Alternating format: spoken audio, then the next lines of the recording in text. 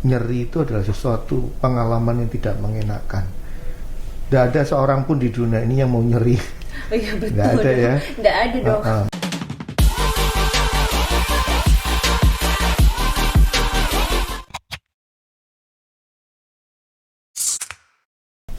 Halo, selamat siang Sobat Sukandar semuanya. Kembali lagi di Sukandar Podcast.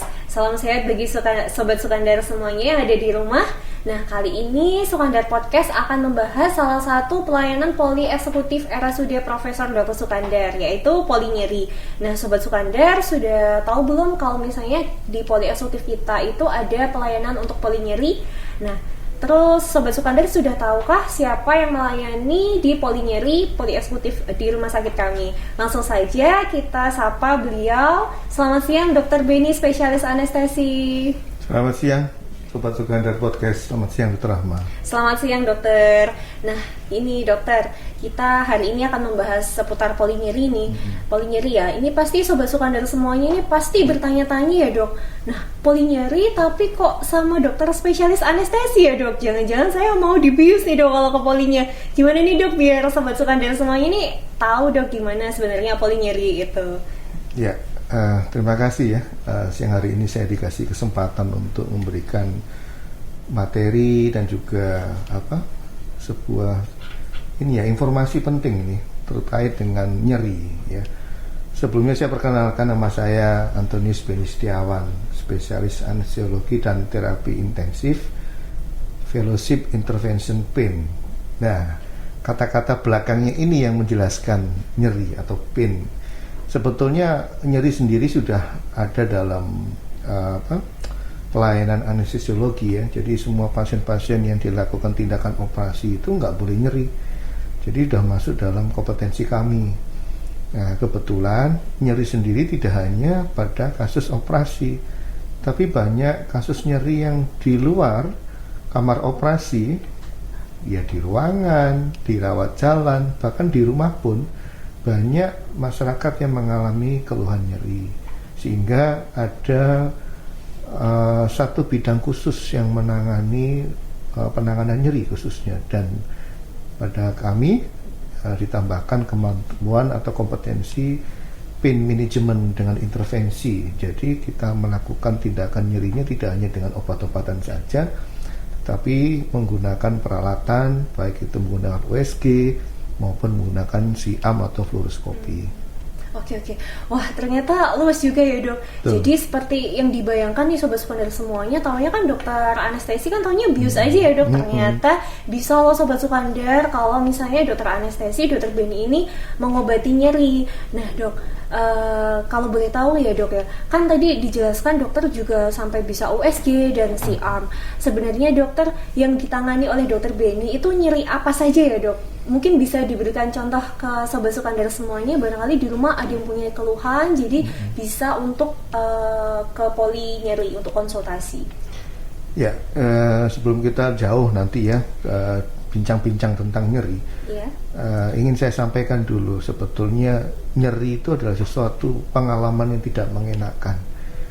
Tidak ada seorang pun di dunia ini yang mau nyeri. Oh iya betul. Nggak ada ya. Nggak ada dong. Betul. Jadi sesuatu pengalaman nggak menyenangkan dan nggak mengenakan, dan itu akan berdampak pada kegiatan sehari-hari sehingga membawa produktivitas atau performa seseorang itu menjadi terganggu, bahkan tidurnya pun sampai terganggu. Ya. Jadi harus ditangani dengan baik secara awal, sejak dini. Kalau dibiarkan akan berlanjut. Nah, sekarang kita bisa bagi itu nyeri itu setelah sensasi sensorik atau persepsi atau pengalaman tidak menyenangkan itu, kita bagi lagi. Nyeri itu bagaimana sih? Nyeri itu ada dua sebetulnya, nyeri kronis dan nyeri akut. Oh iya dok. Betul. Iya, karena kita harus tahu, karena kalau kita tahu perbedaan itu, kita bisa mendapatkan pengobatan atau juga minimal kalau di rumah, jauh dari klinik, jauh dari rumah sakit, jauh dari dokter, Anda bisa melakukan tindakan emergensi yang sedini mungkin sehingga nyeri itu tidak menjadi lebih parah. Iya, betul-betul dok. Tadi kan dokter Benny bilang nyeri itu ada nyeri akut dan nyeri kronis ya dok ya. Nah, kapan sih dok nyeri itu dikatakan nyeri akut dan kapan nyeri itu dikatakan nyeri kronis? Kemudian apa yang bisa dilakukan sobat Sukandar semuanya jika misalnya nyerinya masih beberapa hari aja, ataukah langsung ke dokter atau bisa diobati sendiri dulu di rumah dokter? Ya, jadi saya lengkapi lagi ya teman-teman podcast ya. Jadi nyeri itu ada beberapa klasifikasi. Yang pertama berdasarkan waktu terjadinya itu sampai berapa lama. Itu jadi nyeri akut dan nyeri kronis. Kalau nyeri akut itu kurang dari 3 bulan. Jadi cukup panjang loh 3 bulan. Panjang ya dok ya, padahal akut ya dok. Artinya akut itu masih punya tingkatan penyembuhan yang lebih sempurna kalau dilakukan tindakan, ya lebih bagus lah hasilnya. Yang kedua itu nyeri kronis, ya itu lebih dari 3 bulan, ya. Lebih dari 3 bulan. Betul. Kemudian nyeri yang disebabkan oleh kanker dan non kanker. Oh iya. Rata-rata nyeri kanker itu adalah nyeri kronis. Ya, dia termasuk nyeri kronis karena tidak ada orang kanker 1 hari 2 hari.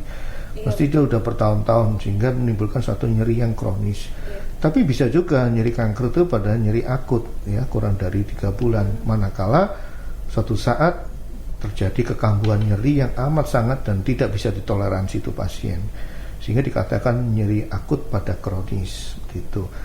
Dan ada juga satu nyeri yang penyebabnya bisa dari persepsi, ya pikiran ya, dan juga dari nyeri somatik atau memang ada organnya yang sakit. Dan betul. Itu harus diterapi dengan baik. Iya dok betul, karena nyeri itu mau nyeri akut ataupun nyeri kronis sudah pasti akan mengganggu kualitas hidup seseorang. Nah, kalau misalnya ini dok, apa yang bisa dilakukan sobat Sukandar di rumah ya dok? Kalau misalnya kita gampang aja nih dok, kita habis misalnya jatuh terus kemudian pergelangan tangan atau kaki kita nyeri, itu apakah kita langsung berobat atau kita boleh nggak sih dok untuk mengobati diri sendiri di rumah? Ya, jadi nyeri dari kapasitas seperti itu biasanya nyeri akut ya. Iya, betul. Kondisinya barusan aja terjadi. Iya. Itu bisa kita lakukan secara konvensional. Konvensional itu artinya ada namanya rest ya, istirahat ya. Kemudian kompres ya, kompres dingin tentunya. Nah, ini saya harus luruskan lagi untuk teman-teman podcast ya. Iya betul banget. Ini seringkali teman-teman memberikan kompres itu kompres hangat atau kompres panas bahkan. Iya, banyak yang keliru sih dok. Ini kompres dingin atau kompres hangat ya? Udah bingung. Karena sebetulnya nyeri itu dari proses peradangan atau inflamasi ya. Nah, sesuatu inflamasi itu pasti bengkak. Nah, itu nggak boleh dikasih sesuatu yang sifatnya panas karena akan menambah pembengkakan jaringan sekitar. Dan bikin nyerinya tambah hebat. Oh salah ya dok sama ini. Nah sobat Sukandar semuanya jangan kebalik ya. Kalau misalnya kita habis jatuh, kita habis mengalami trauma, kan pastinya akan mengalami inflamasi ya dokter, ya, otomatis pembengkakan. Jadi kalau misalnya kita kompres hangat, dia akan tambah nyeri, semakin besar. Nyeri karena inflamasinya semakin besar. Jadi akan lebih baik jika dikompres dingin terlebih dahulu. Tapi kalau misalnya memang sudah tidak mengatasi, masih tetap nyeri, jangan ragu, tetap langsung ke polinyeri. Jadi kalau saya lengkapi lagi ya, dari diistirahatkan tuh organ yang sakit itu, tangannya atau apa diistirahatkan. Yang kedua kompres dingin. Kemudian yang ketiga minum obat, minum obat penghilang nyeri, pereda nyeri yang ringan, yang gampang ada di rumah. Seperti apa? Paracetamol. Ya, paracetamol tuh punya khasiat loh teman-teman, tidak hanya obat turun panas. Iya, yang ditahu pasti sobat Sukandar semua tahunya paracetamol obat turun panas, ternyata obat nyeri juga. Ya. Dia punya khasiat anti nyeri dan sifat kerjanya bisa di otak atau sentral dan juga di perifer atau di jaringan tepi, dan itu amat sangat potensial kecuali kalau dia alergi paracetamol. Dan terakhir baru tindakan. Ya mungkin ada perlu tindakan intervensi atau apa kalau nyerinya semakin hebat. Oke, dok kalau boleh tahu nih dok ya, tindakan intervensi apa saja sih dok yang dilakukan di polinyeri? Tapi mungkin sebelumnya boleh nggak sih dok bertanya, biasanya rata-rata nih dok pasien yang datang untuk berobat ke dokter Benny itu rata-rata nyeri karena apa sih dok yang paling banyak? Yang jelas nyerinya udah kemana-mana. Oh nyerinya udah kemana-mana.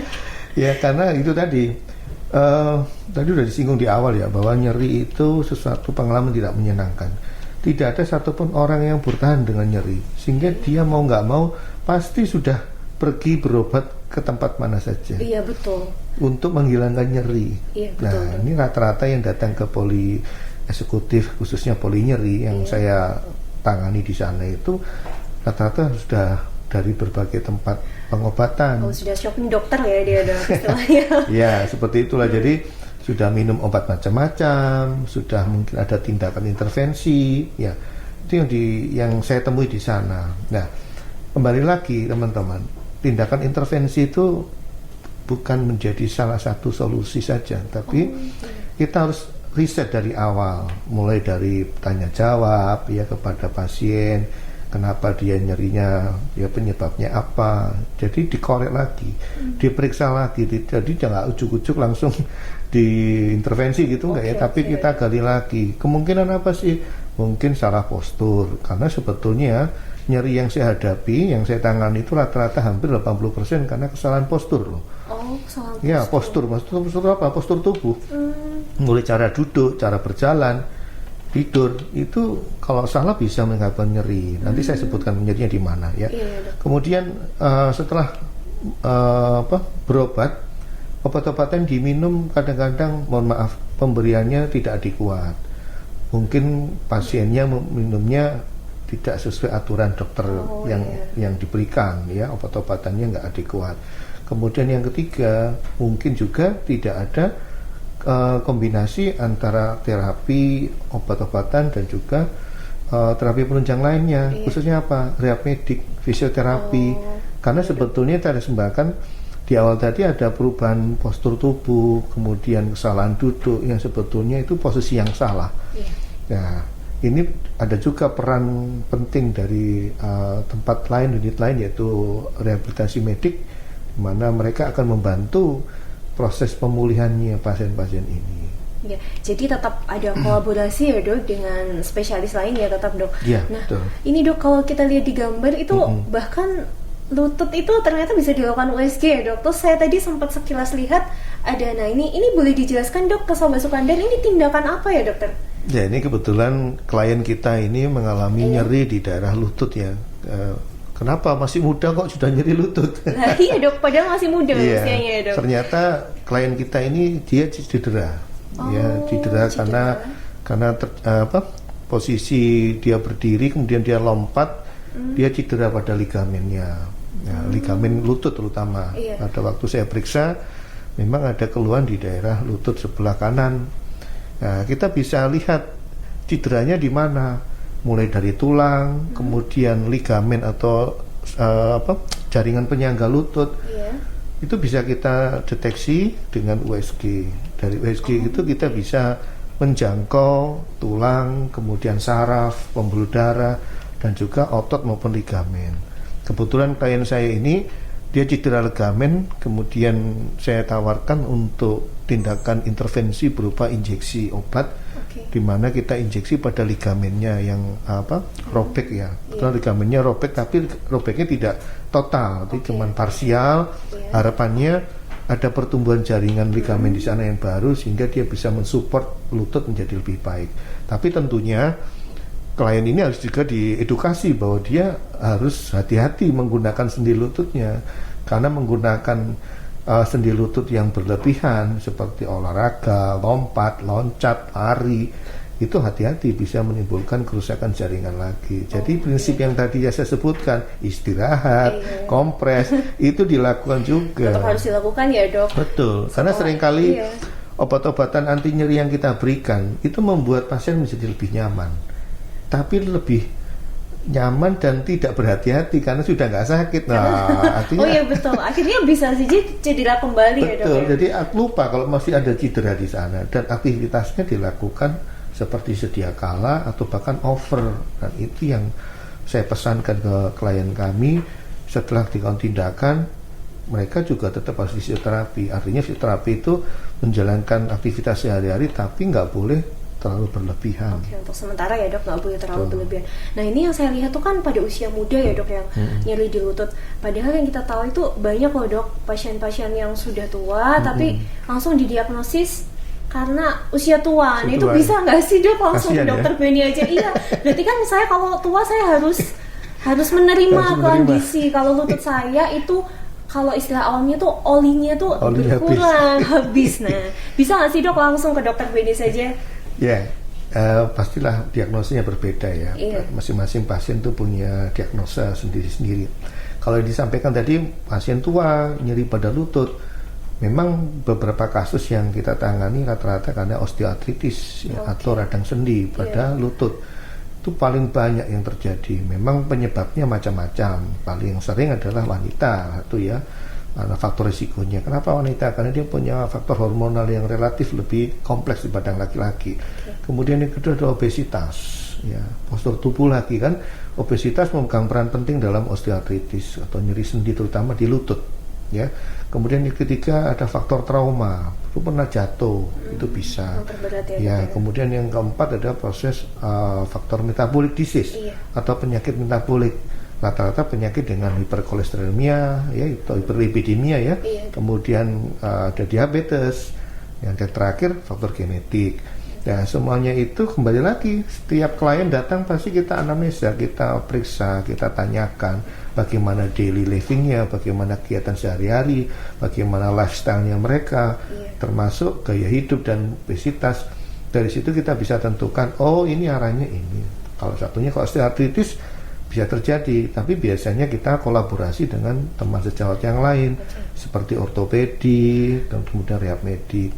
Itu sih. Iya Dok, berarti ini Sobat Sukandar semuanya biar nggak salah paham ya. Jadi tindakan intervensi itu Dokter Beni tidak langsung mengintervensi, pasti beliau memeriksa secara holistik atau menyeluruh ya untuk mencari faktor-faktor penyebab seseorang itu bisa mengalami nyeri, dan tetap pasti akan dilakukan kolaborasi dengan tenaga medis lain. Nah Dok, kalau kita lihat nih kan banyak beberapa tindakan intervensi ya Dok. Nah ini tuh bisa rawat jalan atau harus rawat inap ya Dok kira-kira? Iya, jadi tindakan intervensi itu pasti ada warning atau perhatiannya ya. Jadi kan kita memberikan tindakan khususnya bisa injeksi, bisa tindakan yang lainnya, pasti itu mengandung faktor risiko. Ya. Di awal kami selalu sampaikan kepada pasien bahwa apa yang kita lakukan kita sampaikan, kita informasikan apa tuh yang mau dilakukan. Injeksi di mana? Ya, menggunakan obat apa supaya pasien juga mengerti. Jangan sampai nanti lu tadi udah diinjeksi nggak apa-apa, diinjeksi begini. Nah, jadi ada inform consent seperti itu. Kemudian ada juga tindakan yang memang mengharuskan si klien harus opnam. Tindakan-tindakan yang invasifnya lebih berat, lebih besar seperti radiofrekuensi pada saraf tulang belakang, ya, kasus-kasus pada nyeri tulang belakang, nyeri punggung, nyeri di daerah pinggul, ya, panggul itu kita menggunakan alat di kamar operasi ya, namanya. Sampai di kamar operasi. Betul, kita menggunakan alat fluoroskopi atau SIAM. Karena kita tujuannya untuk mencari target organ, terutama saraf yang mau kita intervensi, bisa juga sendi yang kita intervensi. Lah, pasca tindakan itu klien harus diobservasi dengan baik. Apakah ada efek samping dari tindakan? Apakah ada efek samping atau komplikasi dari obat yang diberikan? Kalau klien ini dipulangkan, kita nggak bisa tahu efek sampingnya apa. Jadi kita observasi dulu minimal 1 kali 24 jam. Kalau stabil, kliennya boleh dipulangkan. Sedangkan untuk rawat jalan, rata-rata tindakan yang kita berikan masih bisa kita pantau. Artinya semua klien yang setelah melakukan tindakan intervensi di poli eksekutif, di poli nyeri, nanti ada tim yang memantau mereka. Bahkan saya sendiri kadang-kadang masih memantau. Artinya memantaunya gimana keluhannya, apakah berkurang apa tidak. Bukan dokter yang menghubungi pasiennya langsung ya Dok, by phone ya Dok pasti. Buat saya itu menjadi suatu kepuasan tersendiri. Manakala klien ini datang, mohon maaf, dia mengeluhkannya dengan skala nyeri sampai 10 ya, sampai berderai air mata begitu. Begitu saya tindakan, kita tunggu membaik, nanti di rumah saya follow up lagi, bahkan besoknya saya follow up, gimana ibu bisa sholat, ibu bisa duduk, ibu bisa berjalan, ibu bisa berdiri. Itu menjadi suatu feedback buat kita, progresnya perkembangan klien itu bagaimana. Karena kembali lagi, jangan sampai si klien ini masih merasakan nyeri yang berkepanjangan. Iya, betul sekali dok. Saya kalau mendengar penjelasan dokter tadi, ternyata pemeriksaan atau intervensi nyeri ini di rumah sakit kita itu sangat canggih ya dok, keren dok. Bahkan bahkan saya baru mendengar ini di Mojokerto. Nah, jadi ini baru pertama kali lah ya sobat Sukandar semuanya ya di Mojokerto ini. Jadi jangan ragu untuk berobat. Nah dok, kan tadi ada rawat jalan sama ada rawat inap nih dok. Yang paling penting nih dok, kita mau bertanya nih dok, untuk ini pasiennya ini harus pembiayaannya nih dok secara terang-terangan ya dok, haruskah umum atau bisa pakai BPJS ya dok untuk sementara ini? Ya, untuk sementara ini mohon maaf, kami masih melayani untuk pembiayaan pasien umum. Oke, dan asuransi swasta. Oh, dan asuransi bisa ya dok? Bisa swasta ya. Untuk asuransi JKN masih belum kita lakukan, tapi ongoing proses, masih masih diupayakan sama teman-teman dari manajemen untuk bisa melayani peserta asuransi JKN, karena sebetulnya pasien nyeri itu banyak sekali yang saya temukan, ya mohon maaf, asuransi JKN, sedangkan kami nggak bisa melayani itu terkait prosedural ya. Tetapi harapan kami, kita nggak memandang bulu itu pasien apa ya. Iya, betul banget dok. Karena nyeri itu nggak boleh dibiarin. Iya, kasian sekali ya, karena beberapa klien yang kami tangani itu jujur loh dok, itu dari mana-mana. Yang terjauh itu dari Sumatera. Wah, sampai luar Jawa dokter, bahkan Sumatera. saya coba kaget juga. Iya. Ini dari Ogan Hilir. Saya punya pasien ya, klien itu dari Ogan Hilir. Kebetulan ya seperti yang saya ceritakan tadi, sudah berobat kemana-mana, belum bisa mendapatkan perbaikan keluhannya. Kebetulan dia punya saudara di Mojokerto dan di Mojosari, dan akhirnya dirujuk ke tempat kita, dan kebetulan saya bisa tangani ya, alhamdulillah ya, kondisinya membaik dan pulang dengan sukacita. Alhamdulillah, dan bisa beraktivitas kembali itu yang paling penting, karena target setiap pasien itu pasti dia ingin kembali bisa beraktivitas. Betul. Lagi. Iya, karena kalau gini, nyeri sendiri itu kalau kita biarkan ya, yang pertama dia akan mengganggu aktivitas. Ganggu aktivitas, otomatis dia tidak bisa bekerja. Apalagi kalau dia sebagai tulang punggung, ya pasti pemasukan tidak ada, dan itu akan menghabiskan biaya karena pengobatannya akan lama dan pengobatannya pun kemana-mana. Dan rata-rata yang saya dapatkan sudah habis banyak biayanya. Iya, betul. Dan itu yang kasihan terhadap pasien dan juga keluarganya. Dan yang ketiga, bikin stres. Iya, betul sekali, itu yang paling penting dok. Iya, depresi. Pasien-pasien nyeri itu rata-rata sudah menyerah ya, sudah putus asa. Akhirnya ya itu tadi kemampuannya sebagai seorang istri mungkin sudah nggak bisa menyediakan makanan untuk suami atau anak, sebagai suami sudah nggak bisa bekerja, itu amat sangat mempengaruhi. Iya, betul sekali dok. Kan pasti kalau meskipun nih dok ya, menurut saya kalau misalnya memang pasien ini BPJS, meskipun dia pergi kemana-mana, kan pada akhirnya juga akan butuh dana yang banyak, karena butuh transportasi ke rumah sakit A, B, dan C. Nah, bagi Sobat Sukandar semuanya tidak perlu ragu, karena dicoba dulu, jangan takut dulu soal biaya ya, dicoba dulu ke Polinyeri, Polieksekutifnya RSUD Profesor Dr. Sukandar. Semoga bisa mendapatkan solusi dari nyerinya ya dok ya. Nah dokter, ini loh dok, kalau saya tuh kemarin ada pengalaman dokter, saya tidak menyangka kalau padahal Polinyeri ini baru buka berapa lama ya dok ya? Ya tepatnya bulan Juni tahun lalu ya. Oh, berarti belum sampai setahun. 1 tahun ya. Belum. Tapi dok ini tuh sudah terkenal sekali. Bahkan nama Dokter Benny dan Polinyeri ini bahkan terkenal di kalangan bapak-bapak ojol. Waktu saya diantar ke sini itu malah bapak ojolnya tuh bilang gini, "Wah, ini Bu, ini tuh yang paling terkenal itu Polinyerinya." Loh, Bapak kok tahu? Iya, saya sudah sering mengantar banyak pasien yang sebelumnya nggak bisa duduk, pasiennya menangis terus, tiba-tiba setelah berobat ke Dokter Benny hanya dengan 2-3 kali pasiennya sudah bisa jalan lagi dan tidak jadi operasi. Alhamdulillah banget dok. Jadi ini sangat membantu loh dok, Polinyeri kali ini. Ya sebetulnya ya itu dia kekuatan intervensi kita ya. Jadi sebetulnya bukan berdasarkan apa yang kita bisa lakukan ya, tetapi semua itu dari monitoring ya, pasien-pasien atau klien yang kita lakukan tindakan, baik itu dengan intervensi maupun konservatif atau obat, itu selalu kita follow up. kita selalu monitor, ibu bagaimana, bapak bagaimana keluhannya, masih ada, mana yang nyeri. Nah, nanti kita evaluasi untuk kita dorong untuk kontrol. Ya, pasti itu ada kontrol kedua, ketiga, dan seterusnya. Pun seandainya kalau sudah keluhannya membaik, datang dia skala nyeri 9, 10, kemudian dia kontrol keluhannya jadi 4 skala nyerinya. Ya, sudah. Saya bilang ibu fisioterapi, ya, bapak fisioterapi, latihan jalan, seperti begitu. Jadi nggak putus sampai hari ini pun saya masih dapat report dari klien-klien saya, ya, masih kontak. Meskipun tidak kontrol secara langsung, tapi paling nggak dokter tetap bisa memonitornya ya. Nah dokter, sobat Sukandar semuanya, makanya beliau ini sangat ramah, sangat humble, pemeriksaannya juga lengkap, jadi jangan ragu untuk berobat ke polinyeri RSUD Profesor Dr. Sukandar. Nah dok, ini sobat Sukandar semuanya kan pasti banyak mitos dan fakta di luar sana yang mengenai tentang nyeri. Nah kita coba ulas sedikit ya dok ya. Coba ya dok, nanti kan dokter ahlinya nih. Nyeri itu merupakan proses penuaan yang normal, mitos atau fakta dokter? Mitos ya. Nyeri itu tidak mengenal usia ya dok berarti. Fakta itu. Oke. Manajemen intervensi nyeri adalah upaya terakhir untuk mengobati nyeri kronis setelah cara lain gagal. Mitos atau fakta, dokter? Mitos itu. Mitos ya, dokter? Mitos. Sebetulnya nyeri kronis itu diakibatkan karena nyeri akut yang tidak tertangani dengan baik. Iya. Dan itu tidak harus dengan nyeri intervensi ya, dengan tindakan intervensi. Seharusnya di awal-awal itu kita bisa berhemat biaya, berhemat waktu dengan apa?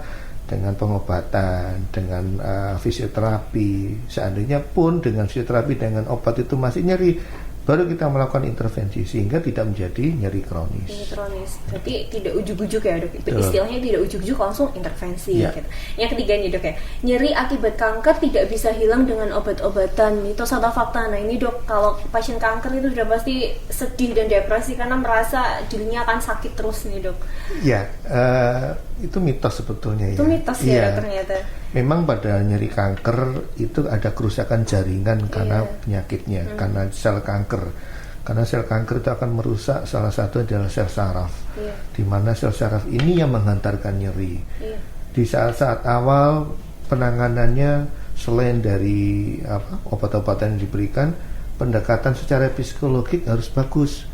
Karena seringkali pasien divonis kanker itu ya tahu sendiri ya bagaimana orang tahu itu datang divonis kanker, itu udah depresi, udah stres. Nah ini juga memicu terjadinya nyeri, menambah beban nyerinya. Betul.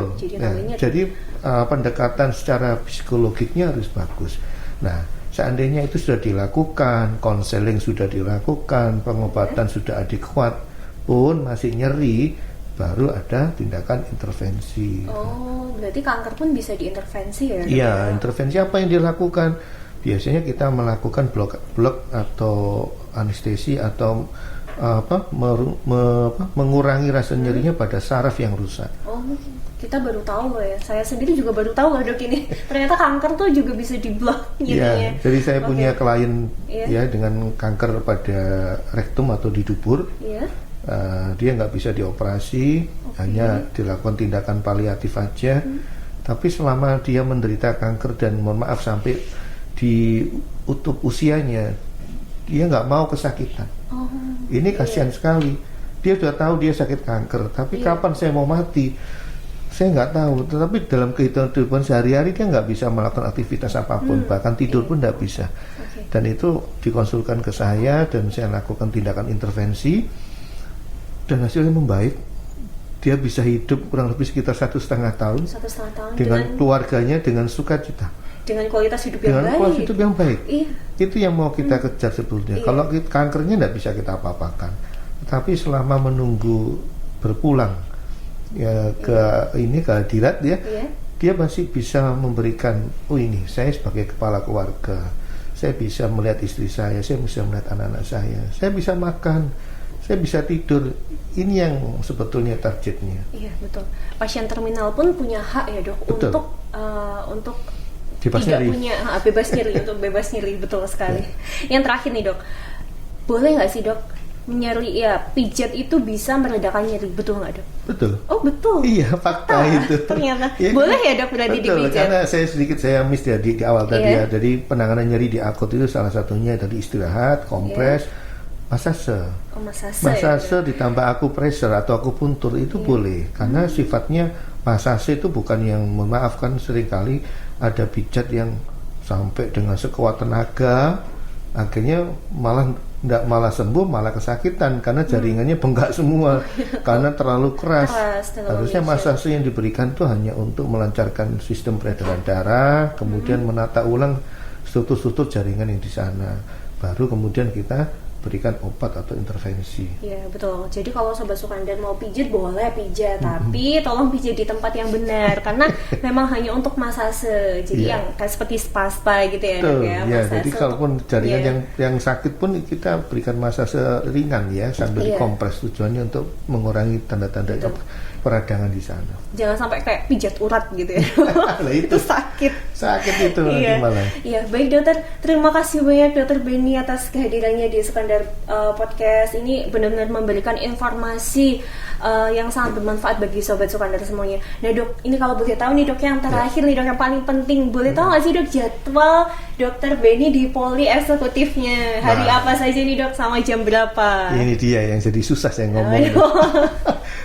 Kalau dulu di awal, karena memang masih banyak belum klien yang tahu tentang apa itu pelayanan nyeri, saya buka cuma hari Rabu. Oh awalnya udah. Ya, setiap minggu cuma hari Rabu di jam 12 sampai jam 15. Tapi sampai hari ini klien-klien yang kita tangani itu mulai datangnya di luar hari Rabu. Oh, berarti bisa di luar hari Rabu ya dok? Berarti yang bekerja gitu misalnya satu ya, mungkin dari segi waktu mereka nggak punya, atau dari sifat urgensinya karena udah kesakitan. Oh iya betul. Udah kesakitan nggak bisa menunggu sehingga mereka maunya datangnya segera ditangani. Atau memang sesuai perjanjian atau kemudian kontak dengan kami atau dengan petugas pendaftaran kemudian disampaikan ke saya apakah bisa dilayani dok.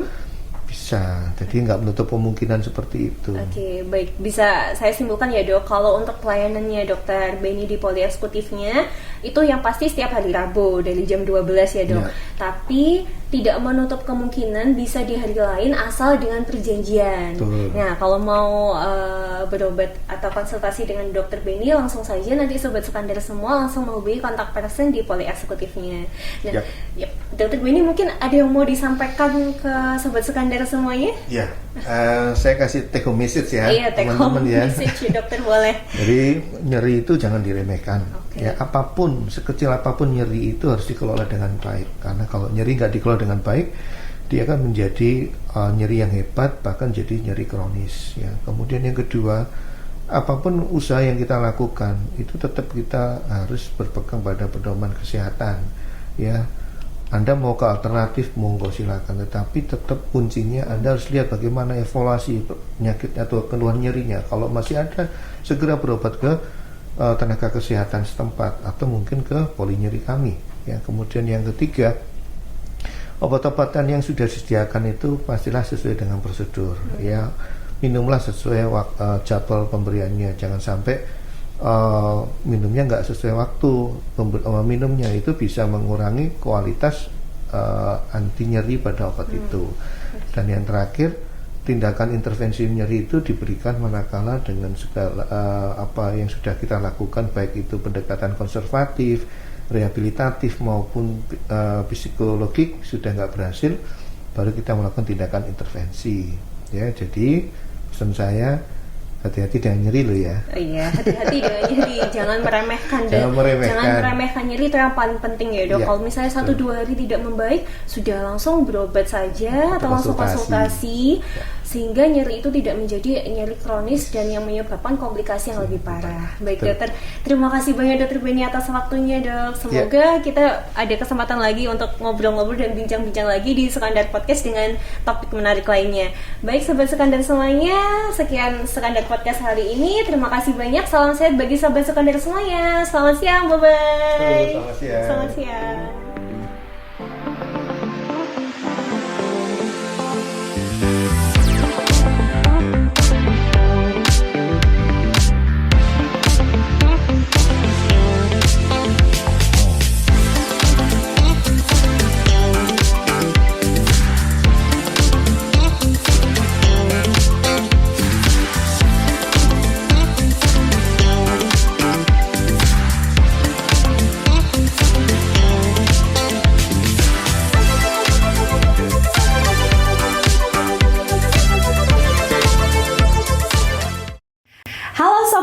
Sukandar semuanya. Nantikan konten kami di Sukandar Podcast. Stay tune di akun YouTube kami ya, RSUD Profesor Dr. Sukandar, dan akun sosial media yang lain. Jangan lupa subscribe dan follow ya. See you!